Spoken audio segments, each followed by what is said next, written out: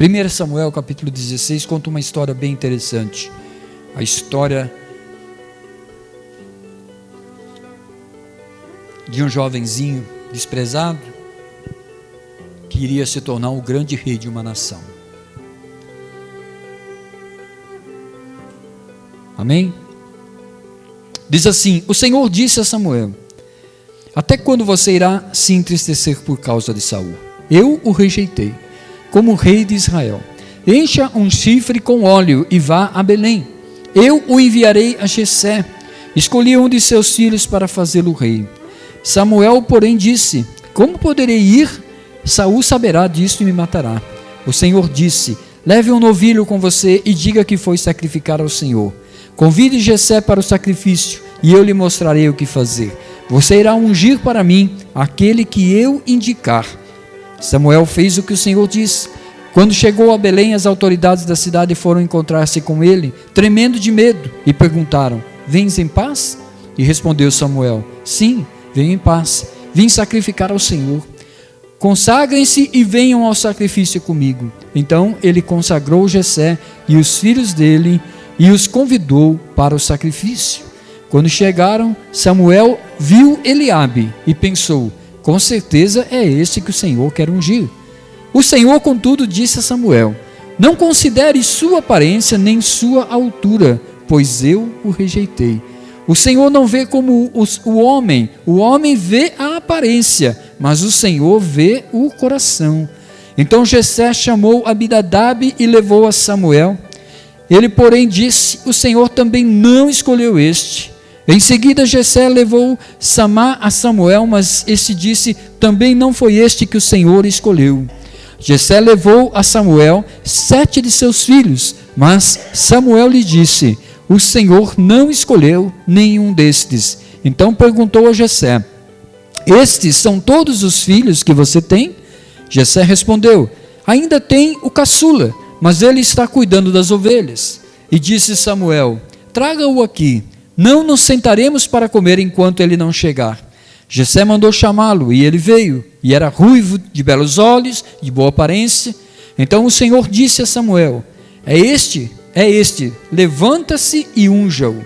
Samuel apanhou o chifre cheio de óleo e o ungiu na presença de seus irmãos. E a partir daquele dia, o Espírito do Senhor apoderou-se de Davi, e Samuel voltou para Ramá. Amém, irmãos? É bem conhecida essa história, né? A história da unção que Davi recebeu para ser o futuro rei de Israel. A história diz que o povo de Israel, em determinado momento, começaram a pedir a Deus que eles queriam um rei para governá-los. A vontade de Deus era que Israel fosse uma nação diferente das demais. Deus tinha o propósito de Ele mesmo governar a nação. Então Deus levantava no meio da nação profetas como Samuel, homens que iriam levar até a nação a vontade de Deus, e eles deveriam obedecer. Mas em determinado momento eles começaram a dizer: queremos um rei, queremos um rei, queremos um rei. E Deus disse para Samuel: escolha então um rei para o povo. E foi escolhido Saul. Na verdade, irmãos, Saul, nós podemos dizer que foi um rei segundo a vontade dos homens. Mas a história vai nos mostrar que Saul no começo era um bom rei, mas depois passou a desobedecer a Deus e a fazer coisas que Deus não se agradava. E isso trouxe prejuízos à nação.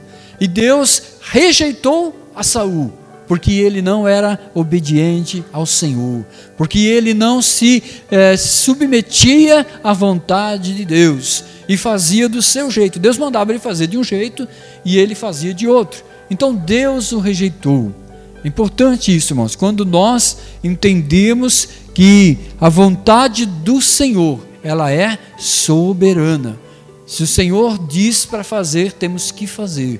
Se o Senhor manda ir, nós temos que ir e obedecer a Deus. Amém, irmãos? Para não sermos rejeitados como foi Saul. Saul foi rejeitado como rei. E Deus disse para Samuel: Samuel, eu rejeitei Saul.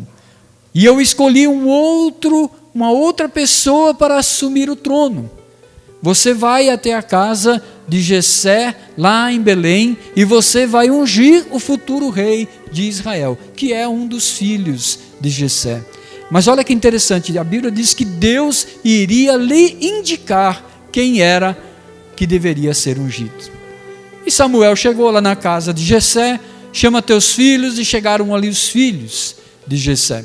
E quando Samuel olhou o primeiro deles, eu creio que logo ele imaginou, deve ser esse. Esse tem cara de rei, esse tem corpo de rei, é um homem alto, é um homem forte, né? É um homem que tem um padrão de rei mesmo. Eu creio que talvez ele tenha se baseado em Saul, que era o homem mais alto, né, que havia em Israel. Então ele olhou para aquele filho de Jessé e disse, esse se encaixa perfeitamente para ser rei.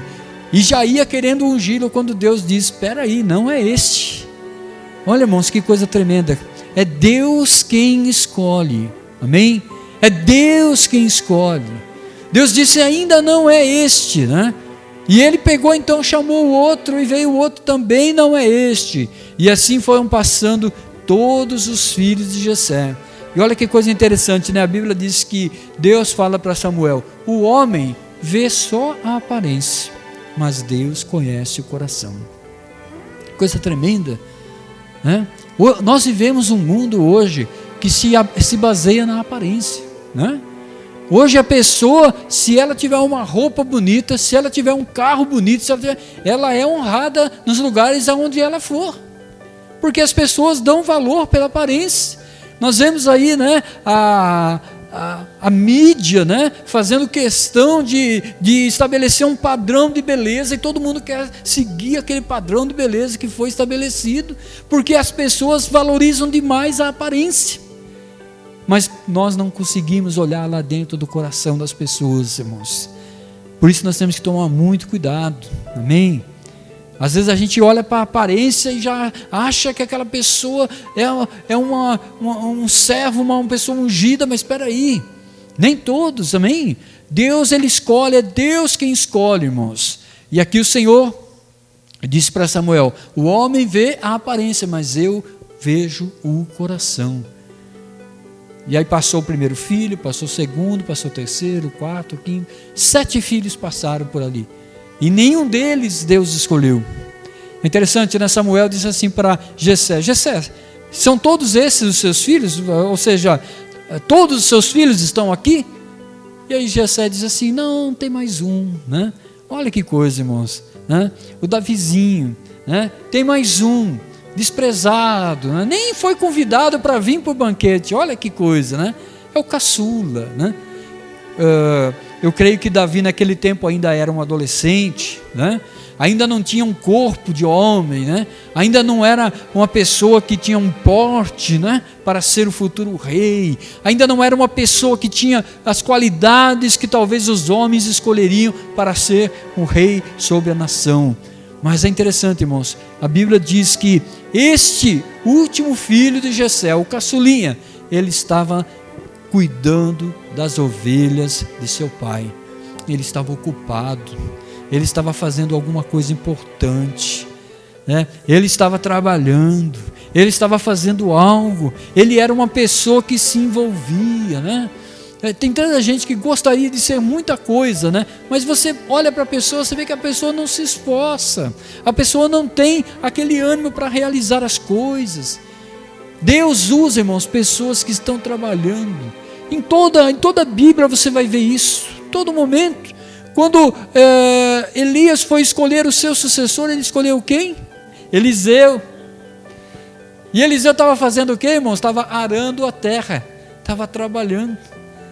Quando Jesus chamou seus discípulos, escolheu quem?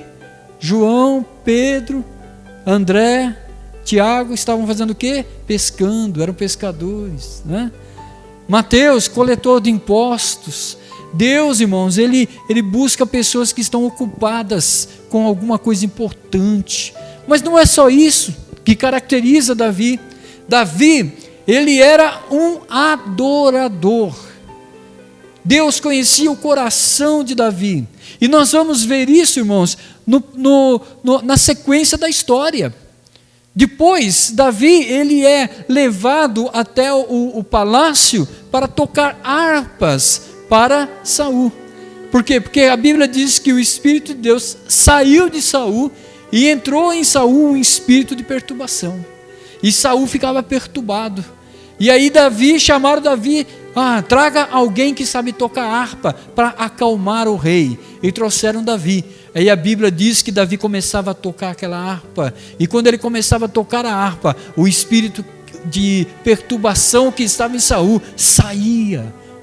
Então ele era uma pessoa que tinha o dom de adorar a Deus, irmãos. A Bíblia diz que Deus mesmo fala a respeito de Davi, que ele era um homem segundo o seu coração. Não era perfeito, né? Nós vamos ver na história que Davi também errou, Davi também pecou, Davi também cometeu coisas terríveis, mas ele era alguém que tinha um coração diferente. Quando Saul cometia algum erro e Samuel ia lá para repreender Saul, ele ficava dando desculpas, né? Queria jogar a culpa no povo. Ele dizia, é o povo, é aquela pessoa, né? Ele não assumia culpa para si.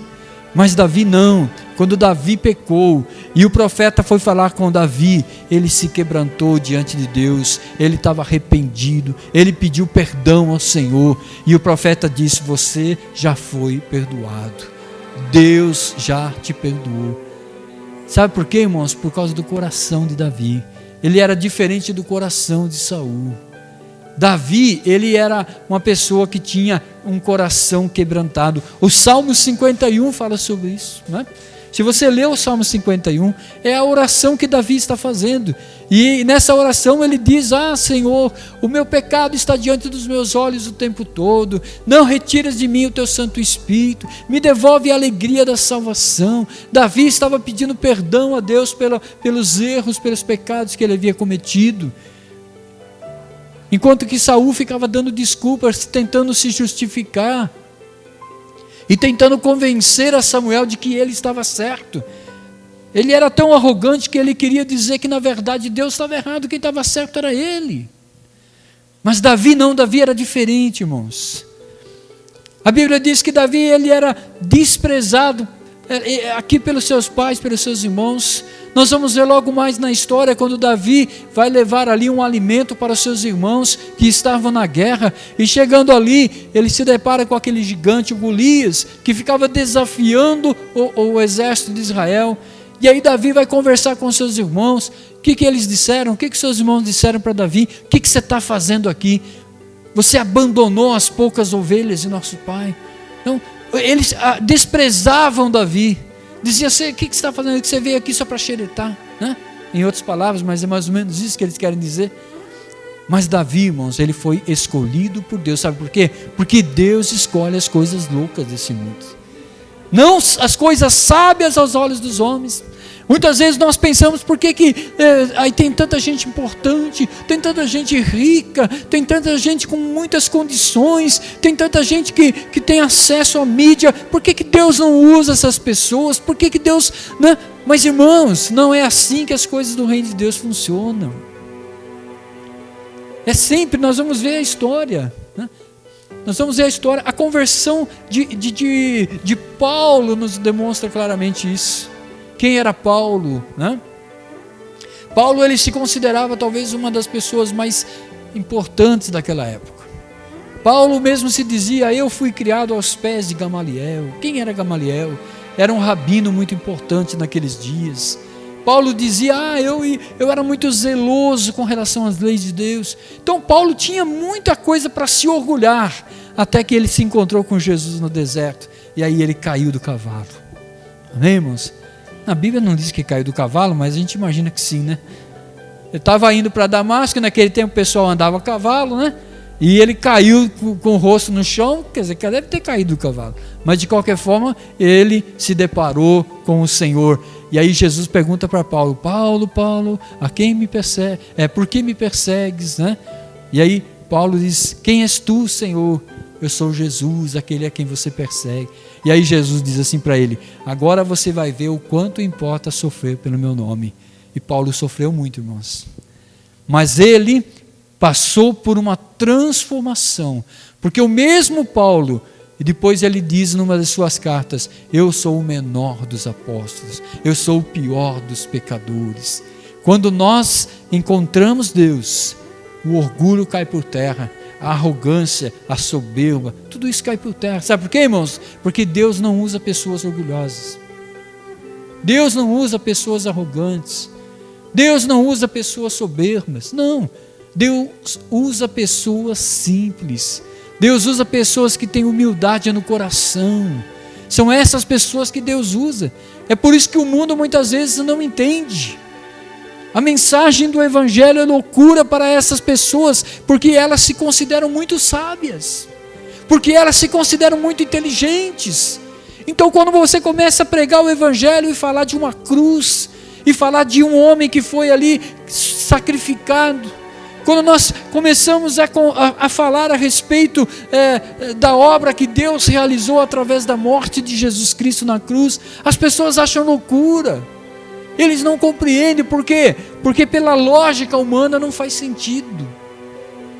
Mas, irmãos, nós fomos salvos pela pregação do Evangelho. É o que Paulo diz aqui, né?